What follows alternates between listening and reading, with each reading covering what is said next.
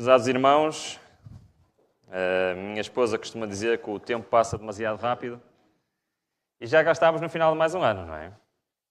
Este será o último sábado de 2024 e rapidamente se aproxima então o novo ano de 2025.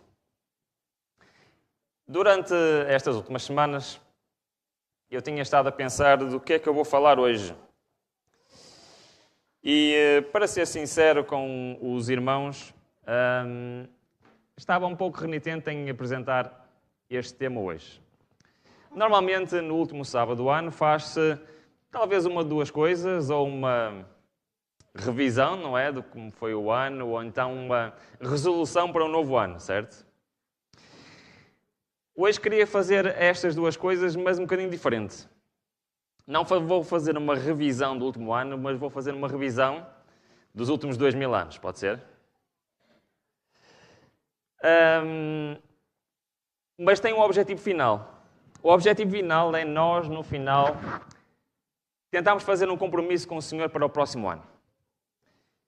Normalmente, quando se fala em resoluções para o novo ano, tem-se aquela ideia de que, normalmente, as resoluções, ao fim das primeiras semanas, lá se vão as resoluções.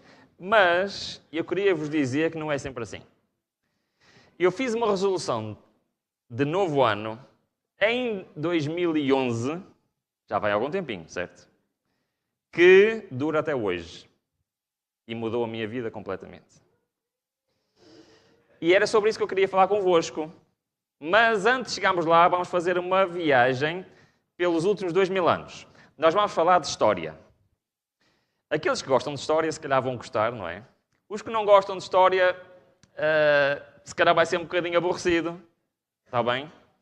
Mas tentem acompanhar, porque eu prometo que a conclusão que nós vamos chegar é que é importante. E então o que é que nós vamos fazer? Nós vamos fazer uma viagem na história das doutrinas. Está bem? Últimos 2000 anos aconteceu muita coisa na igreja cristã. Havia doutrinas na igreja primitiva que foram o quê? Foram-se esquecidas, desviadas, perdidas, proibidas, mas depois foram redescobertas, certo? Sabem isto, certo? Ok, então nós vamos estudar muito rapidamente, só assim ao de leve, não se assustem, 17 doutrinas.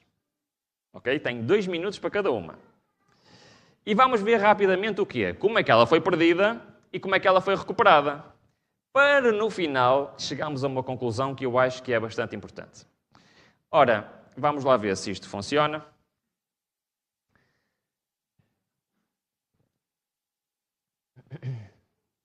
Muito bem.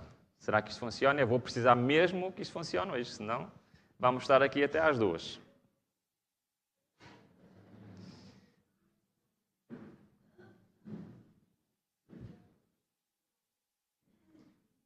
Ok, está a funcionar. Ok, então, o cristianismo, ao longo dos anos, foi-se dividindo. Sabem porquê que se foi dividindo? Por questões que é? Doutrinárias, certo? Questões doutrinárias. A primeira divisão foi logo no século V, que representa aqui embaixo a Igreja do Oriente.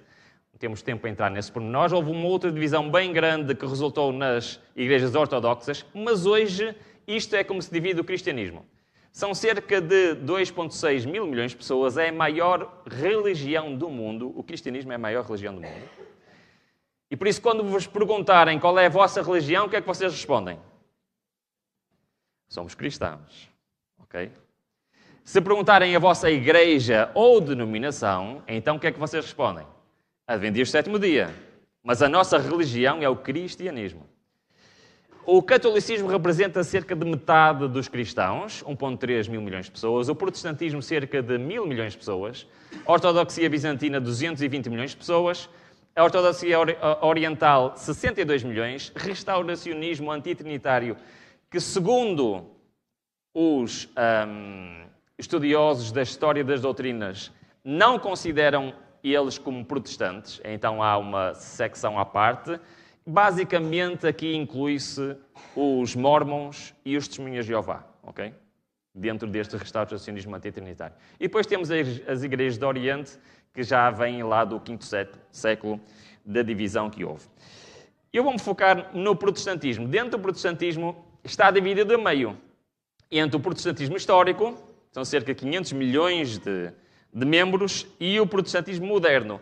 O que é que separa estes dois grupos? É que o protestantismo histórico resultou de diferenças doutrinárias ao longo da história, que foram criando novas denominações, enquanto o protestantismo moderno não é tanto as questões doutrinárias, mas sim o relacionamento que se tem com Deus. Perceberam? Sim? Portanto, histórico eram as questões doutrinárias, o moderno é a maneira como se celebra, a maneira como se relaciona com Deus. Dentro do protestantismo moderno, a grande maioria dos membros pertencem às igrejas pentecostais, ok? E outras denominações semelhantes que não encaixam, então, no protestantismo histórico, que a base é doutrinária.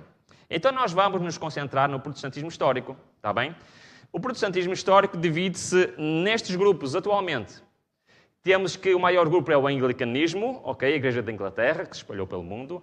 As igrejas batistas vêm logo a seguir, juntamente com o luteranismo.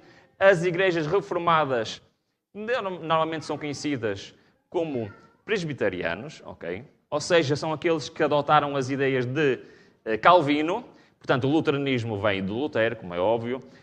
As igrejas batistas vêm, juntamente com o anabatismo, de vários líderes também, como Menno Simons, etc. O anglicanismo vem do Henrique VIII de Inglaterra, influenciado por Tyndale e todas as reformas que existiam na Inglaterra. Mais tarde vemos o metodismo, que tem cerca de 800 milhões de membros, o adventismo, 22 milhões, restauracionismo, 7 milhões, anabatismo, são daí os irmãos, os citas e os quakers. Ok? As igrejas protestantes históricas todas se encaixam num destes perfis. Agora, a pergunta que vamos tentar responder o mais rápido possível, vou tentar o mais rápido possível, não é? É, como é que surgiram estes movimentos e porquê? Porquê que surgiram estes movimentos? Quais foram as tais descobertas doutrinárias que levou à existência do protestantismo histórico? Muitas vezes referimos que o protestantismo começou com este homem. Sabem quem é este homem? Isto é um discurso, é um quadro de um discurso que Lutero fez lá em Worms, na Alemanha, okay? Na Dieta de Worms, onde ele, pela palavra de Deus, deixou todos sem resposta. Porque isto é o foco do protestantismo histórico. É o quê? A palavra escrita de Deus, ok? A redescoberta da palavra escrita de Deus. Então nós vamos começar por aqui. Um dos pontos, e que Lutero ficou conhecido, foi por, de facto, ele ter pregado 95 teses ali naquela porta, que na altura era um bocadinho diferente, agora está mais evoluída, na igreja do castelo de Wittenberg, certo? E ele pregou lá 95 teses a falar contra as indulgências, ou seja, o facto da igreja, na altura, vender títulos. Faziam o que é com esses títulos? O que é que supostamente faziam as indulgências? Não me deixem sozinho. Comprava-se o perdão dos pecados. Eu tenho lá em minha casa uma indulgência que eu comprei na internet. Não comprei para perdão dos meus pecados, comprei por razões históricas. Eu gosto de ter provas físicas do passado. Tem lá uma indulgência que é do século passado. Passada e assinada por o Papa da altura, que deu a alguém, vendeu a alguém para perdão dos pecados. Mas o que é certo é que este homem olhou para a palavra de Deus e ele não descobriu indulgências na palavra de Deus.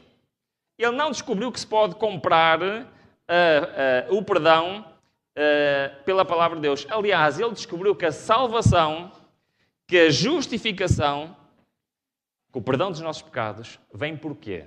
Pela fé.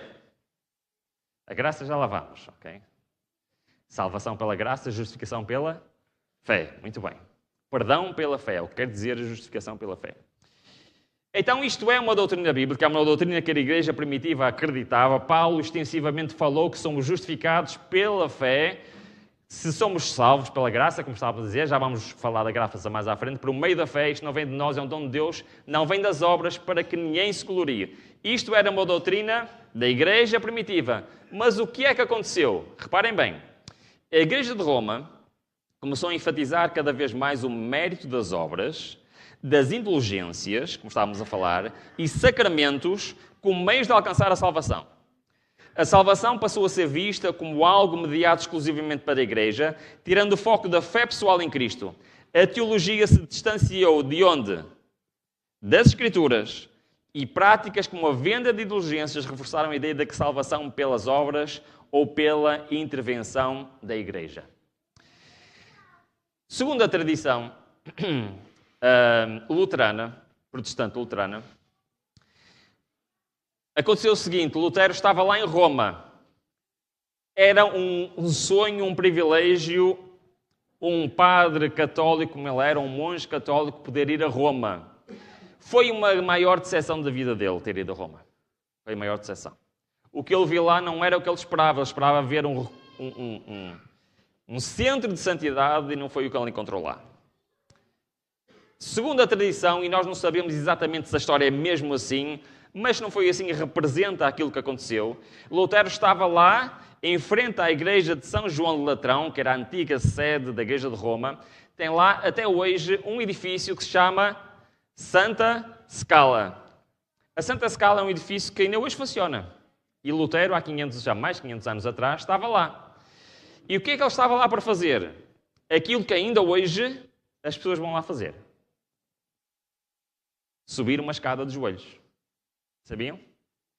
Tem lá uma escadaria, desde o tempo de Constantino, okay? Foi trazida pela mãe de Constantino, pela Helena, e ela foi colocada lá. E até hoje, cristãos de todo o mundo vêm de propósito a Roma para subir esta escada de joelhos. Sabem porquê? Sabem o que é que significa para um cristão católico subir a Santa Scala de joelhos? Significa o perdão de todos os pecados. Então Lutero, lá estava ele, a subir esta escada de joelhos. Só que Lutero tinha um problema, sabem qual era? É que ele descobriu, em dois locais diferentes, em duas fases diferentes da sua vida, uma Bíblia. E ele não só descobriu a Bíblia, como ele começou a estudar a Bíblia. E sabem o que acontece quando nós começamos a estudar a Bíblia? Eu digo-vos que é muito perigoso estudar a Bíblia. Porque a Bíblia transforma as pessoas. E era isto que estava a acontecer na vida de Lutero. E quando ele estava a subir as escadas, qual foi o versículo que lhe veio à mente? Romanos 1,17, que diz assim: mas o justo viverá pela fé. Este homem queria a todo custo ser salvo. Sabem o que é que ele fazia? Ele autoflagelava-se. Chicoteava-se ele próprio. Ele dormia no chão numa cela vazia. E ele fazia todos os sacrifícios possíveis e imaginários à busca do perdão, à busca da santificação, à busca de a reconciliação com Deus. Sabem que ele nunca encontrou até este dia. E neste dia, lá naquelas escadas, na sua mente, o que é que ele ouviu? O justo viverá pela fé. E ele levantou-se. Foi-se embora de Roma. E a sua vida nunca mais foi igual. E ele dedicou toda a sua vida a pregar a palavra de Deus e a ensinar que não há nada que eu possa fazer para merecer ser perdoado. E que o perdão dos pecados é pela fé em Cristo Jesus. Isto é muito interessante porque Romanos, reparem o que é que diz, como está escrito. Está escrito onde? Paulo disse, não é? Está escrito, o justo viverá pela fé. A minha pergunta para vocês é, está escrito onde? Pois é, Paulo também conhecia bem as Escrituras. Está escrito em Abacuque 2,4 que diz, o justo pela sua fé viverá. Isto é uma doutrina transversal e por isso eu queria destacar nesta doutrina exatamente Martinho Lutero. Foi um homem que se destacou na sola fide, um dos 5 pilares do protestantismo. Mas ele não foi o único.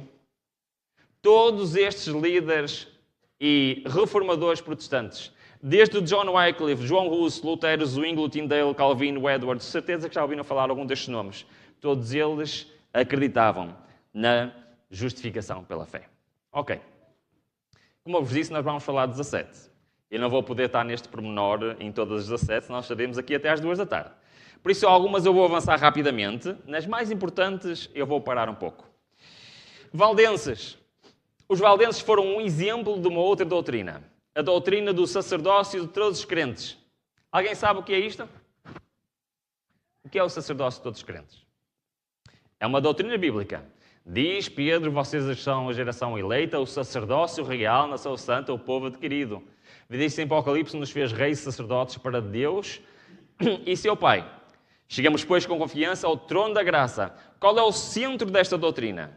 É a ideia de que todos nós sem exceção, devemos, em primeiro lugar, estudar, em segundo lugar, partilhar, certo? E acreditar que nós não precisamos de um guia espiritual ou de um sacerdote, podemos ir diretamente a Deus. Perceberam? Sim? O povo dos valdenses foram um exemplo vivo de quem acreditava nisto. Por exemplo, já lá vamos. Como é que esta doutrina se perdeu na história? O sacerdócio passou a ser visto como papel exclusivo dos líderes religiosos, que eram considerados os únicos intermediários entre Deus e os homens. A salvação foi associada à participação nos sacramentos administrados exclusivamente pelo clero. Com as escrituras indisponíveis para o povo comum, a ideia de que todos podiam estudar a Bíblia e exercer um papel ativo no serviço de Deus foi abandonada. Então a Bíblia foi retirada.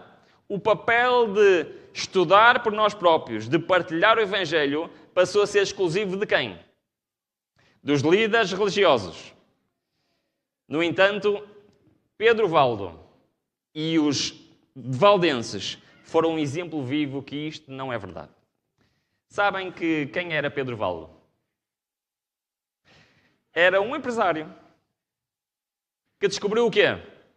A Bíblia. Ficou tão apaixonado pela Bíblia que ele, com o seu próprio dinheiro, financiou a tradução da Bíblia para o franco-provençal, a língua lá da região.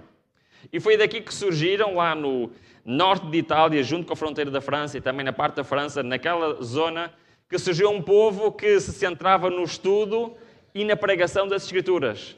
Mas sabem que Pedro Valdo nunca foi um sacerdote. E os valdenses nunca estiveram preocupados com isso. Mas todos eles achavam que tinham o quê? A obrigação de estudar por eles próprios e partilhar o Evangelho. Mas o sacerdócio de todos os crentes foi defendido por a grande maioria dos reformadores protestantes. Todos estes defenderam esta doutrina. Segundo o grande pilar do protestantismo, só a Escritura. Não é? Já falámos sobre isto. Penso que não precisamos perder muito tempo com esta doutrina. Acreditamos que é a Escritura que é a base da nossa fé. Acreditamos, como os bereanos, que sempre que um pregador diz alguma coisa, nós, para sabermos se ele está a falar certo ou errado, o que é que nós temos que fazer? Temos que ver, certo? Afinal, ele tem razão. Ou então, não, aqui não diz isso. Certo? Isto foi um dos pilares, então. O que é que aconteceu na história? A Igreja de Roma começou a... O que é que diz aqui? A dar uma autoridade superior às tradições eclesiásticas e aos decretos papais acima das Escrituras. A autoridade para interpretar as Escrituras foi monopolizada pelo clero, e especialmente pelos papas e pelos seus concílios. A Igreja foi mantida em línguas como o latim, inacessível ao povo comum, e a leitura das Escrituras foi desencorajada e até proibida. Durante algumas alturas da Idade Média, era proibido um cristão ter a Bíblia. Houve cristãos que foram mortos por ter uma página da Bíblia com eles. Era proibido. Um dos grandes precursores desta doutrina foi John Wycliffe. E ele foi como ele é conhecido, a estrela da manhã da Reforma. Foi ele que, pela primeira vez, traduziu a Escritura para uma língua mais, digamos assim, universal, para o inglês. E foi ele que, juntamente com todos estes, dedicaram a sua vida a pôr a Bíblia nas mãos das pessoas. A traduzir a Bíblia para que o seu povo, o seu país, pudesse ter acesso às Escrituras. John Wycliffe na Inglaterra, Jacques Lefebvre na França, Lutero na Alemanha. A tradução da Bíblia do Lutero uniformizou o alemão e tornou o alemão a língua que é hoje. Olav Petri na Suécia, Tyndale na Inglaterra, a herança algum tempo depois do Wycliffe. Já ouviram falar da Bíblia King James?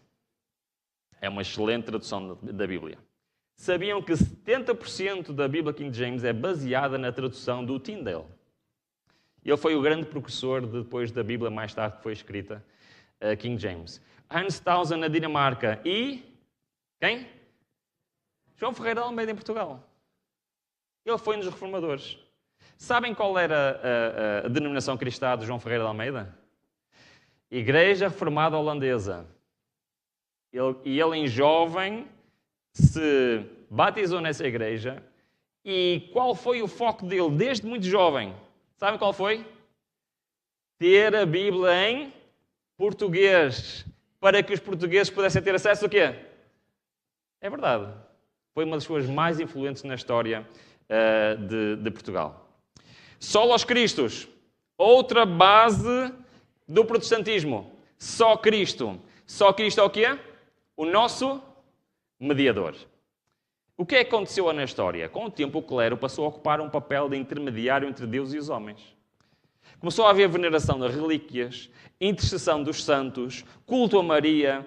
Começaram-se a afastar o foco de Cristo como o único mediador. Foi introduzida a ideia que a salvação dependia dos méritos das obras, das indulgências, participação dos sacramentos, em vez de ser um dom concedido exclusivamente por quem? Cristo.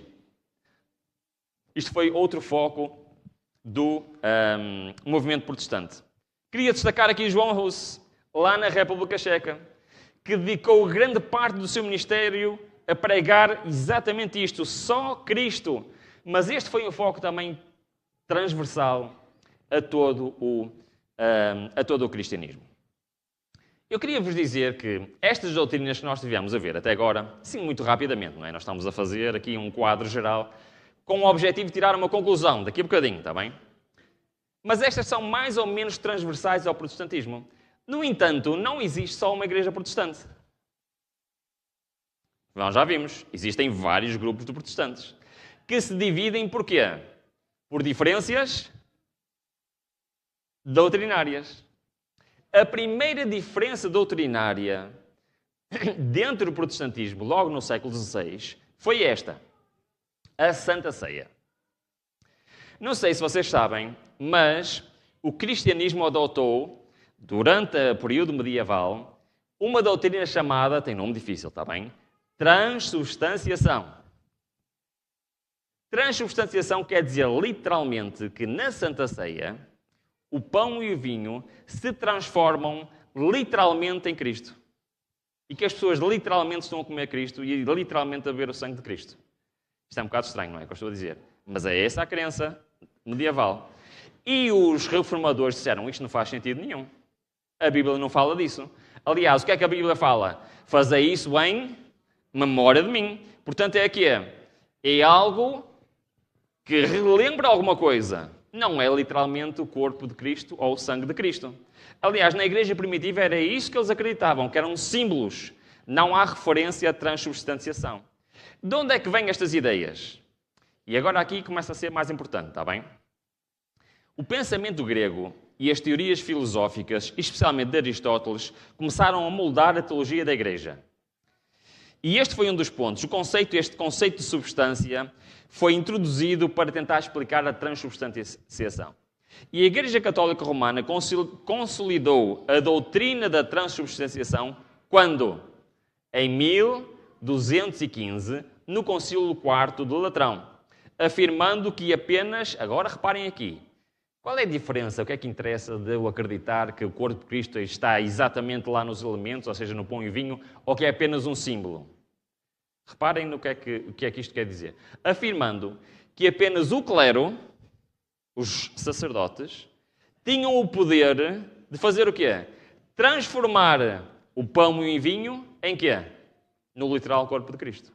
Ou seja, criando uma dependência da igreja para a mediação da salvação. Perceberam? Sim ou não? Por isso, se é um símbolo, não é preciso o quê? A autoridade do sacerdote para trazer a salvação por Cristo. Percebem? Então isto faz toda a diferença.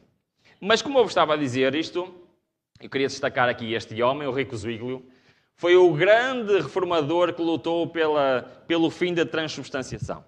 Ora, aqui começam as diferenças. Porque Zwinglio e Lutero foram reformadores em simultâneo, um na Alemanha e um na Suíça. E eles encontraram-se, porquê? Para unir os esforços, certo? E eles estiveram a debater as doutrinas bíblicas e encontraram um terreno comum em tantas coisas. Mas houve uma doutrina que eles não deu para se juntarem. Sabem qual foi? A transubstanciação.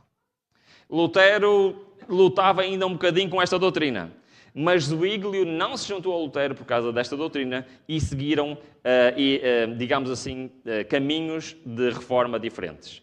Mas o Zwinglio não estava sozinho. Wycliffe, Lefebvre, Hus, Tyndale, Menno Simons, João Knox e muitos outros acreditavam que a Santa Ceia é apenas um símbolo. Outro, o matrimónio dos sacerdotes. O que é que estamos a falar do celibato? Isto é um conceito bíblico, o celibato? Não. Há algum problema em alguém fazer celibato?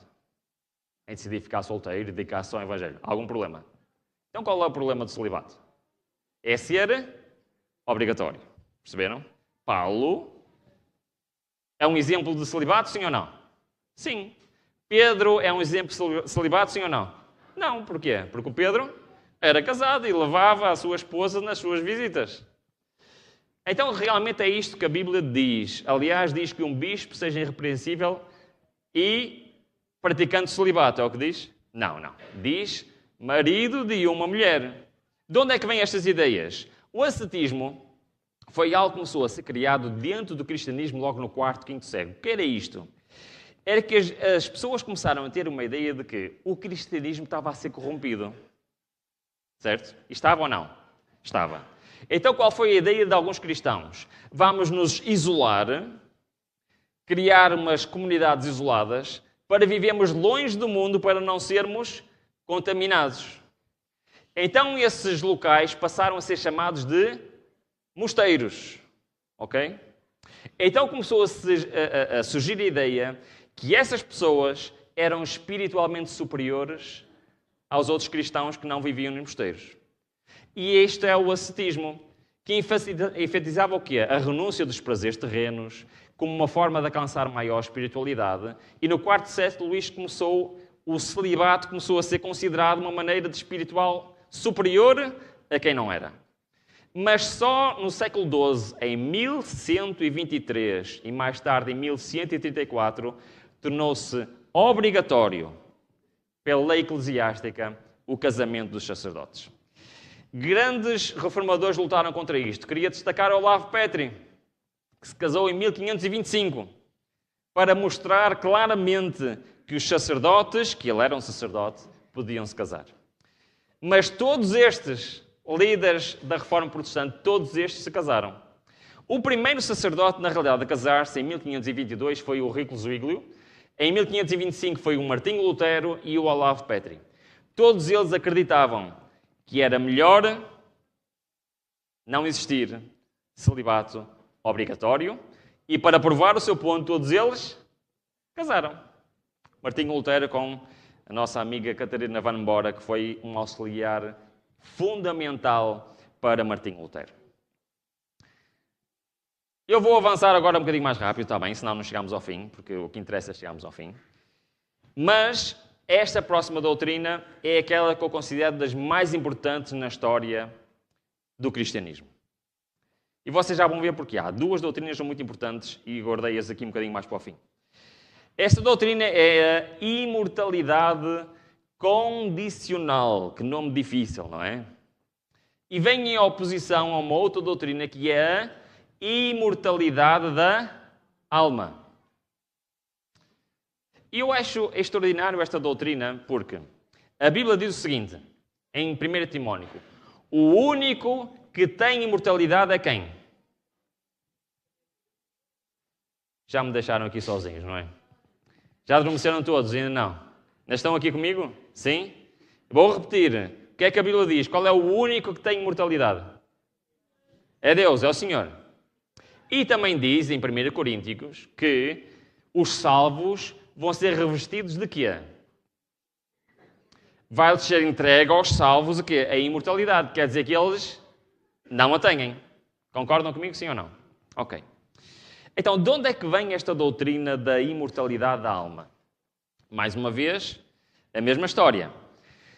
A doutrina da imortalidade condicional foi amplamente defendida pelos pais da Igreja. Por exemplo, Clemente de Roma, Inácio, Justino Mártir, etc. Eles ensinavam que a imortalidade é um dom concedido aos justos na ressurreição, enquanto os ímpios enfrentam a destruição.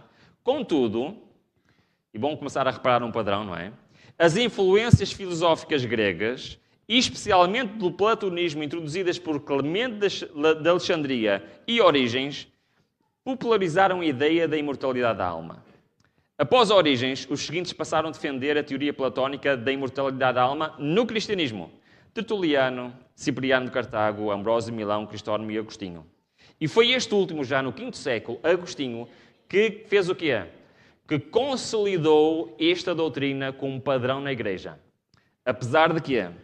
Apesar de grupos como os valdenses, reformadores como Wycliffe, Hus, Tyndale, Lutero, todos rejeitaram esta doutrina e defenderam a mortalidade da alma até à ressurreição. Então já estamos aqui a ver que algumas doutrinas foram mudadas não pela própria Igreja, mas por ideias que vieram de onde? Do paganismo, da filosofia grega. E esta foi uma delas. Um dos maiores defensores da imortalidade condicional foi o William Tyndale. Mas ele não foi o único. Todos estes, mesmo, e agora aqui aparece aqui no fim um reformador novo, não é? Muitas vezes é posto como cientista, mas ele escreveu mais sobre religião do que ciência. Ok? Nunca foi um sacerdote, mas Isaac Newton foi um grande defensor da imortalidade condicional. E porquê é que eu queria parar um bocadinho nesta doutrina? Porque por mais estranho que pareça, reparem, o pai do luteranismo, os precursores do anglicanismo, o pai do anabatismo e mais tarde das igrejas batistas, o pai dos hussitas, os grandes líderes da reforma protestante acreditavam na imortalidade condicional. Não acreditavam na quê? Na imortalidade da alma.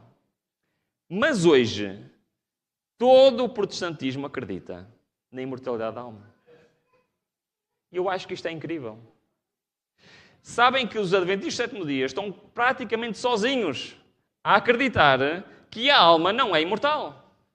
E isso é muito estranho para mim. Porquê? Porque isto era uma doutrina central por toda a reforma protestante.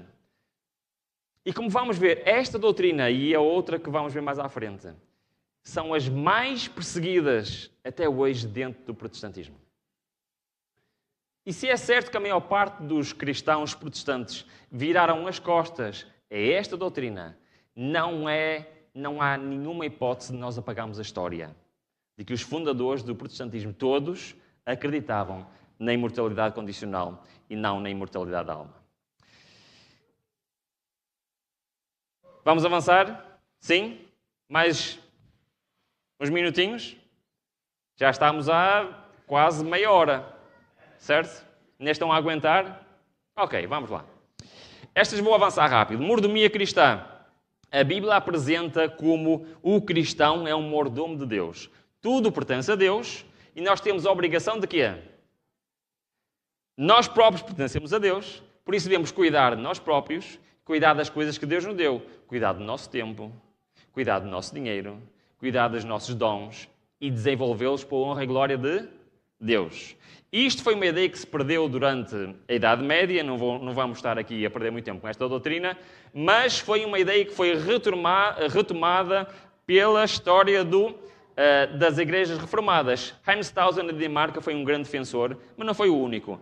Mais uma vez aqui o padrão, não é? Desde Lutero, Zwinglio, todos eles defendiam a mordomia dos cristãos. Agora, uma outra doutrina que dividiu a reforma protestante foi esta. O batismo dos crentes, sabiam? Foi dividido a reforma protestante por causa disto. A Bíblia apresenta-nos o quê? Que o batismo é algo fundamental na vida do cristão, sim ou não? Mas o que é que diz? Arrependei-vos e cada um de vós seja o quê? Batizado. E vemos inúmeros textos bíblicos que dizem que creram e então foram batizados. Então, Jesus foi batizado como adulto.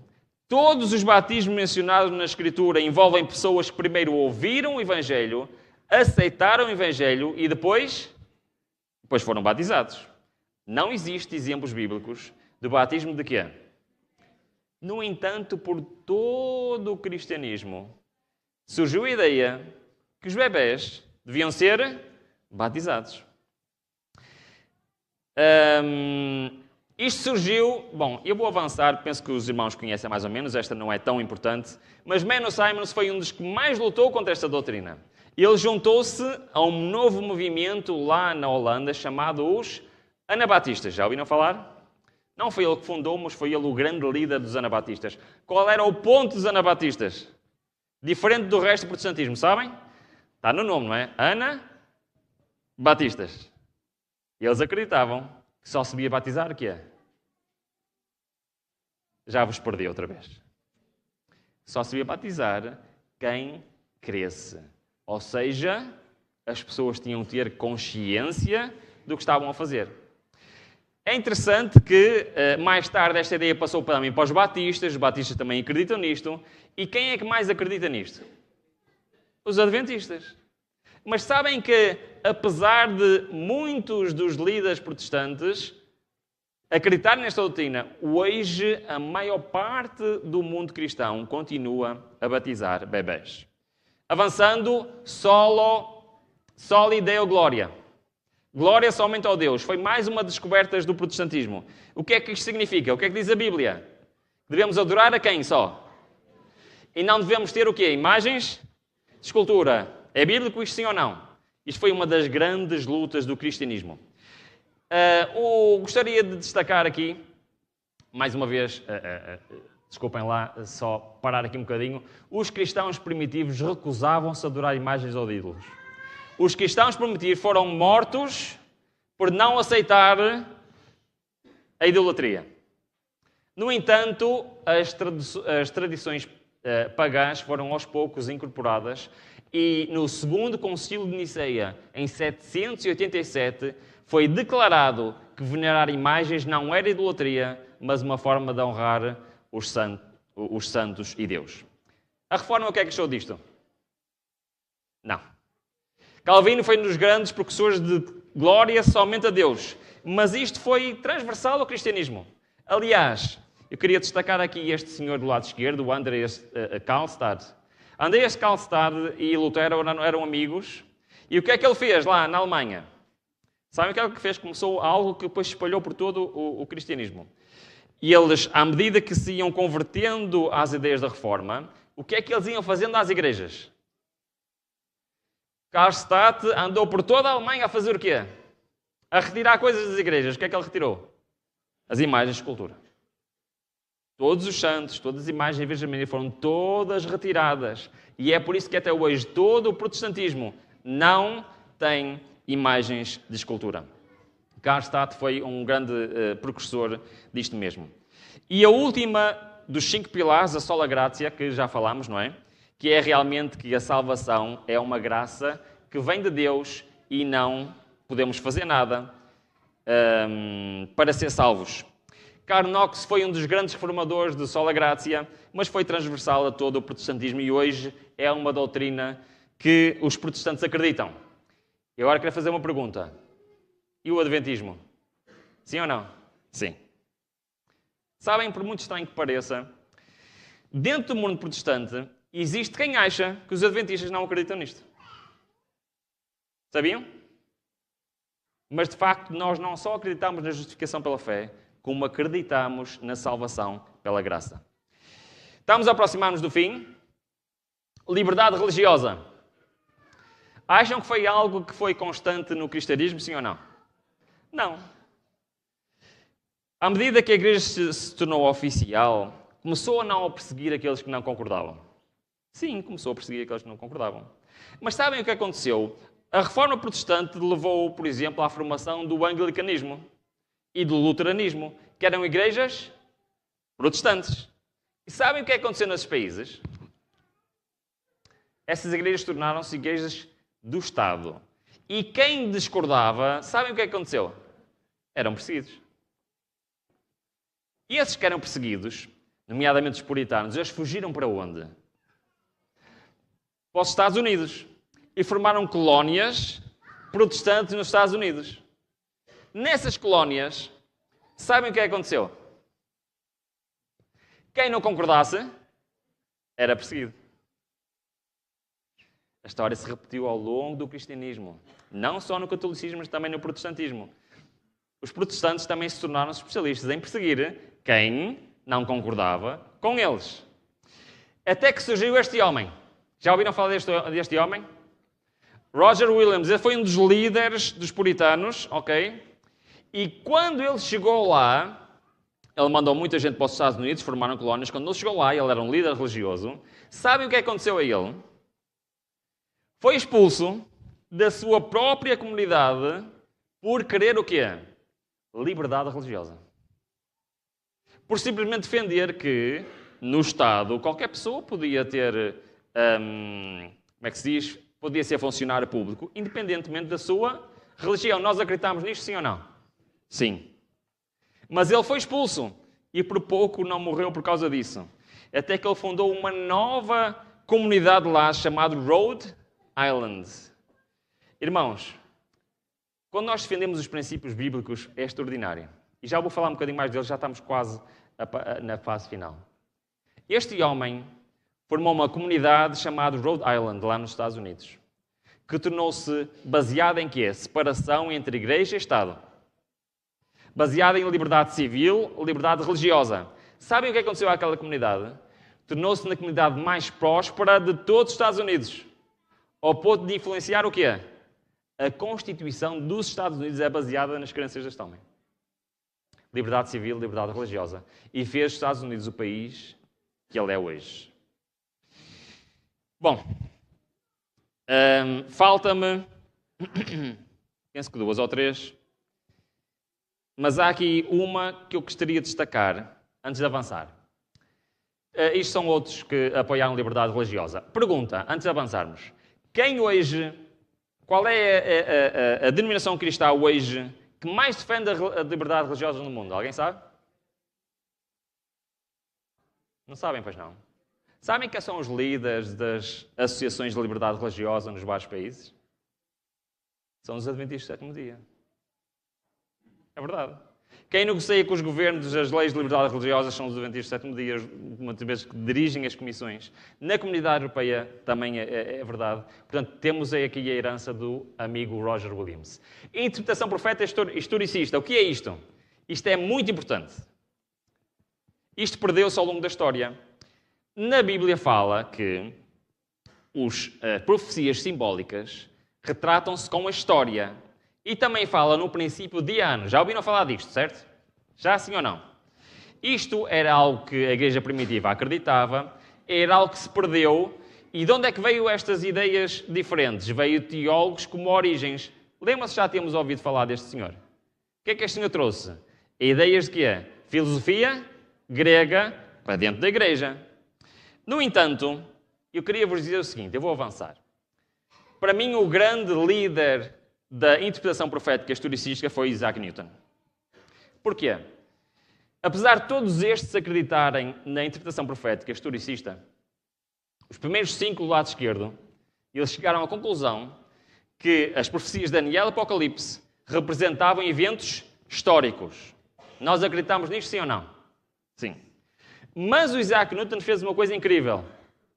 E ele trouxe o princípio dia-ano para o cristianismo. Porquê? Ele descobriu que a profecia das 70 semanas, que a profecia das 2.300 tardes e manhãs e a profecia dos 1.260 anos não eram dias, 1.260 dias, desculpem, não eram dias, mas eram o quê? Anos. Foi o Isaac Newton. E foi baseado nessas afirmações e nesses estudos de Isaac Newton que reformadores como o Guilherme Miller acabaram de fazer a interpretação profética, que ainda hoje é aquela que quem usa. E mais uma vez eu queria vos dizer o seguinte: dentro de todo o mundo cristão, os adventistas do sétimo dia estão sozinhos.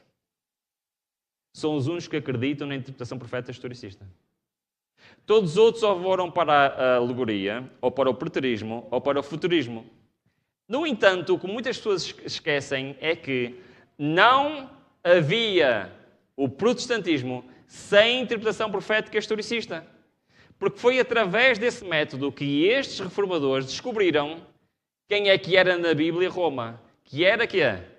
Babilónia. E sem este método de interpretação, nós não conseguimos chegar a essa conclusão.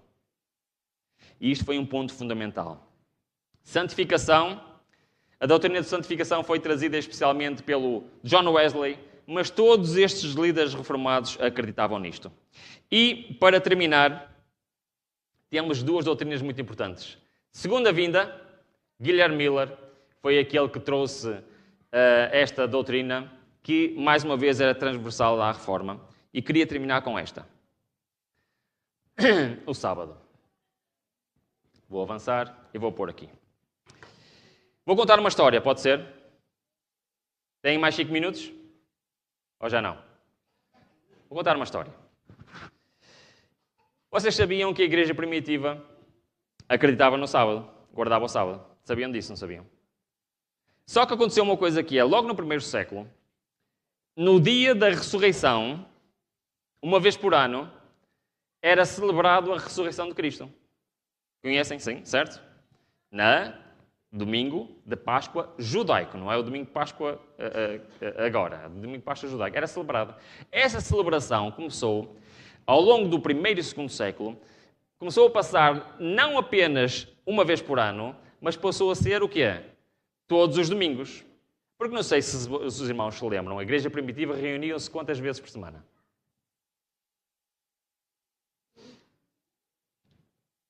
Quantas vezes por semana a igreja primitiva se reunia? O que é que diz Atos dos Apóstolos? Reuniam-se todos os dias. Guardavam o sábado, mas reuniam-se todos os dias. Está bem? O que é certo é que este conceito de celebrar a ressurreição de Cristo, no segundo século, em Roma e em Constantinopla, passaram a guardar os 2 dias, o sábado e o domingo. Ok? Mas só no sexto século isto tornou-se geral a todo o cristianismo. E, entretanto, depois passou a ser algo de inclusivamente proibido. Eu queria só mostrar aqui um PowerPoint, que era isto. Este foi um documento que eu encontrei quando estava a procurar documentos dos Autos dos Mártires na Torre do Tombo. Encontrei este livro de 1921, que é um compêndio dos mártires da Torre do Tombo aqui de Portugal. E eu queria-vos só dizer isto, o que é?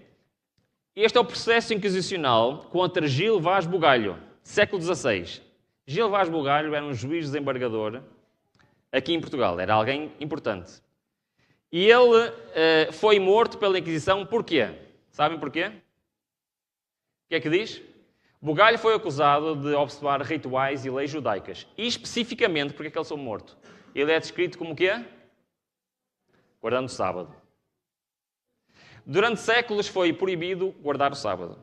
E em toda a Europa havia pessoas que pegavam o quê? Na Bíblia e viam qual doutrina? Do sábado, queriam fazer o quê? Guardar o sábado e eram mortos. Ok? Muito bem. No entanto, eu vou contar esta história muito rapidamente, porque eu acho que ela é muito interessante. O primeiro reformador a descobrir o sábado na Bíblia foi o Andrés Karlstadt. Lembram-se que falámos dele? E ele, entretanto, separou-se do Lutero por causa de uma doutrina. Sabem qual foi essa doutrina? O sábado. As ideias que cá está depois chegaram aos líderes dos anabatistas. E Menno Simons, Andreas Fischer, Oswald Gleit eram líderes dos anabatistas, logo no início. E o que aconteceu? O Andreas Fischer e o Oswald Gleit, eles tornaram-se observadores do sábado. E eu estou a contar esta história porque ela é importante.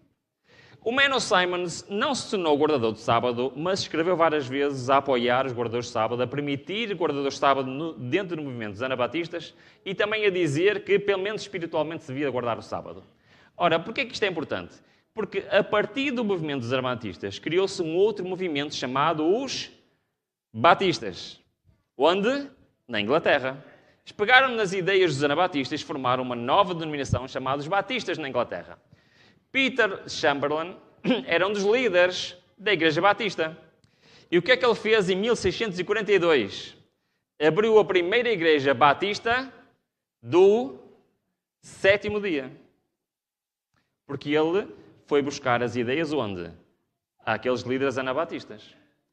Mais tarde, alguns dos seus membros emigraram para os Estados Unidos para formar a Igreja Batista do sétimo dia nos Estados Unidos. No entanto, eles foram tão perseguidos nos Estados Unidos que encontraram refúgio onde? Alguém sabe? Em Rhode Island. Roger Williams os acolheu. E a gente não sabe muito bem qual era a posição de Rhode Island em relação ao sábado, mas ele defendeu acerrimamente os guardadores de sábado e permitiu que eles pudessem existir lá em Rhode Island, até mais tarde a liberdade religiosa se espalhar no país. Porquê que isto é importante? No movimento adventista, quem foi o primeiro adventista, não adventista, primeiro adventista a aceitar o sábado? José Bates. De quem é que ele recebeu? De um líder millerita chamado Frederick Wheeler. Foi o primeiro a guardar o sábado no movimento millerita. E de quem é que o Frederick Wheeler recebeu? De uma mulher chamada Rachel Oakes. E ela era o quê? Batista do sétimo dia. Estão a perceber a ligação? Desde o século XV, começando pelos anabatistas, passando para a Inglaterra para os batistas do sétimo dia, passando para os Estados Unidos para os batistas do sétimo dia, esta mensagem chegou a quem? Ao movimento adventista. Não foram os adventistas que descobriram o sábado. Foi os reformadores protestantes que descobriram o sábado. E isto é a conclusão que eu queria chegar agora no fim. Tivemos aqui 45 minutos quase. E já avancei, já saí fora do PowerPoint e tudo. Porque eu queria vos dizer isto. Não sei se vocês repararam, mas nós vimos 17 doutrinas protestantes. Repararam num pormenor importante. Quem hoje acredita nestas 17 doutrinas? A única denominação cristã que hoje acredita em todas estas 17 doutrinas é a Igreja Adventista do sétimo dia. Duas delas eu quero destacar, o sábado e a imortalidade da alma. Quase ninguém acredita nestas doutrinas, mas elas são doutrinas da Reforma Protestante. E porquê que eu vos estou a falar disso? Porque há um ponto comum em todos os reformadores que nós vimos. Eu quero vos dizer isto, que isto é muito importante. Há um ponto comum em todos estes homens que redescobriram verdades bíblicas. Sabem qual era? E eles eram homens que dedicavam o seu tempo a fazer o quê? A estudar a Bíblia. No ano 2011, no final do ano 2011, eu fiz um compromisso com Deus. Fiz uma resolução de novo ano para 2012. A resolução que eu fiz com Deus foi: eu quero deixar de lado o tempo que eu desperdiço em coisas que não têm jeito nenhum, nos vícios que eu tinha, e quero tentar começar a estudar a Palavra de Deus. Foi o compromisso que eu fiz com Deus, no final de 2011. E o ano 2012 começou. E sabem que Para mim, pegar neste livro e ler era a coisa mais difícil do mundo. Primeiro, porque eu tenho dificuldade com a leitura, não é? Dislexia. E um disléxico ler não é a coisa mais agradável do mundo. Segundo, porque eu não conseguia me concentrar no estudo da palavra de Deus. Mas o que é certo é que eu assumi um compromisso. E esse compromisso mudou radicalmente a minha vida até hoje.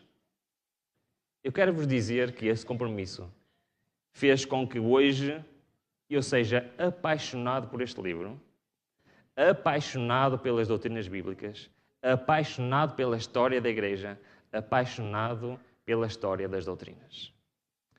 E eu considero para mim que mais nada deste mundo me interessa, a não ser viver o Evangelho e partilhar o Evangelho. E eu queria terminar o culto de hoje a lançar este desafio para vocês. E porquê? Porque a Bíblia diz o seguinte: procura apresentar-te a Deus aprovado, como obreiro, que não tem que se envergonhar.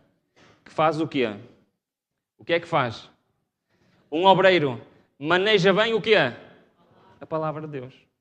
Durante 30 anos eu fui adventista do sétimo dia e eu não sabia sequer aquilo que eu acreditava. Eu não conseguia explicar as doutrinas. Eu não conseguia dar um estudo bíblico, irmãos. Se vós permaneceis na minha palavra, sois verdadeiramente os discípulos e conhecereis a verdade e a verdade vos libertará. Todas estas 17 doutrinas que nós vimos foram redescobertas porque alguém decidiu pôr no seu coração fazer deste livro o seu companheiro. Alguém decidiu no seu coração pegar neste livro, abrir e dedicar a sua vida ao estudo do que aqui está. E reparou que aquilo que toda a gente acreditava não era de acordo com a palavra de Deus. E o movimento protestante, atrás do movimento protestante, foi o resultado de homens e mulheres que decidiram pôr a palavra do Senhor em primeiro lugar na sua vida. Não tínhamos coragem de dizer ao Senhor que não temos tempo.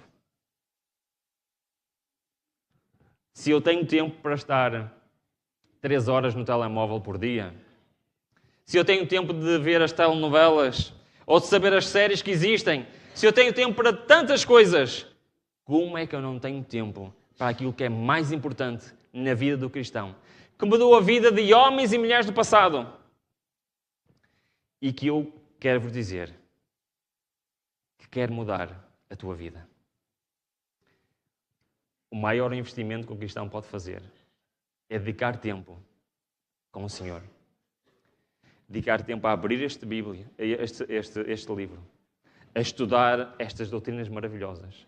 Passar tempo em comunhão com Deus. E eu garanto-te que a tua vida nunca mais será igual. E que o Senhor te pode usar para levar o Evangelho a este mundo. Amém.